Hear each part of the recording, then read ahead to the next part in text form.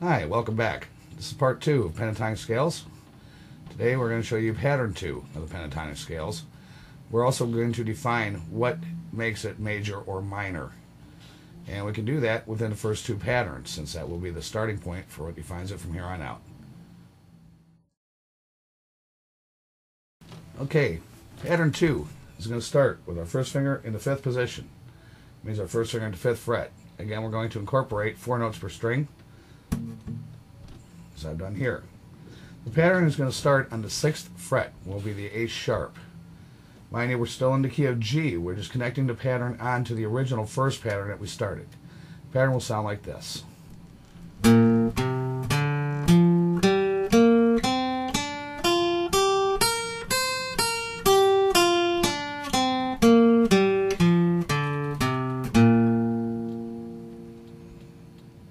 Let's take a look at the tab.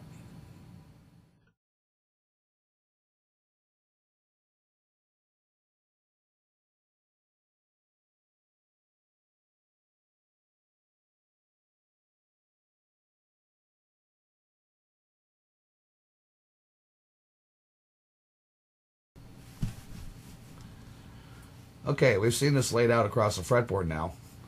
Notice we'll be starting the pattern with our 2nd finger, again keeping the up and down motion of the pick.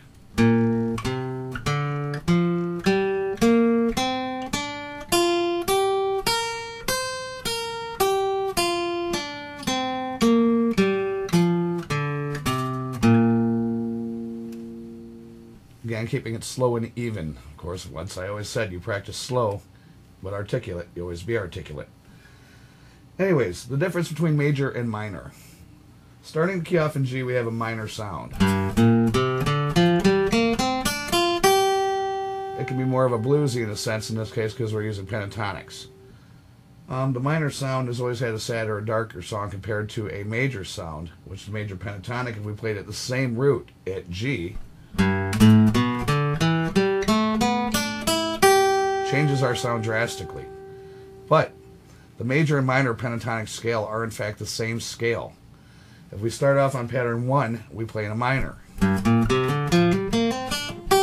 we start on pattern 2 in the same place, in the same root of G, we still have the same root notes, but we have a different sound in between. Well, that sound depicts a lot of the mood that you'll hear in your music.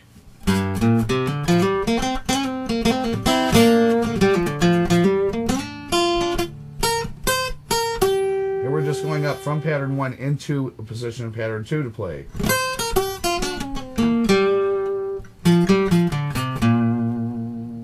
Depending on where you start and stop that scale, it's going to give you a different sound or a modal effect. In fact, the minor pentatonic scale with these notes are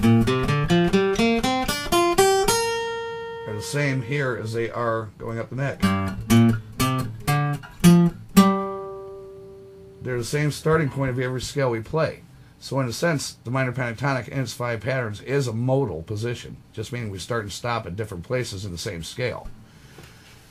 When we see pattern 1s and pattern 2 together, it just gives us more options. These patterns interlock.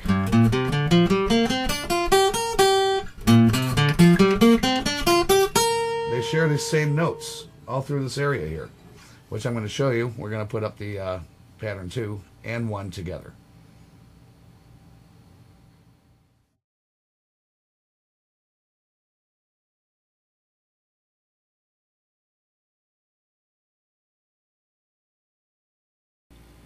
Okay, now that we've seen how they're linked together, here's how I would play them together. From pattern 1, I like to use just a few of the notes from it and a few of the top notes from pattern 2. The transition is going to come nice and easy. Once I hit my 3rd string, complete that, I'll slide up 2 frets, putting me in position for pattern 2 to finish out. If I want, I can come back and just finish out pattern 2 coming down, descending. I'm in that position to play through pattern 2 for a little bit. Don't forget about the techniques that I showed you in the first video. Slides, hammers, pull-offs, trills, and bends, of course, is a big part of the vocal sound of the blues, and minor pentatonics especially. So I hope you guys have had fun, and stick around for when I put out number 3.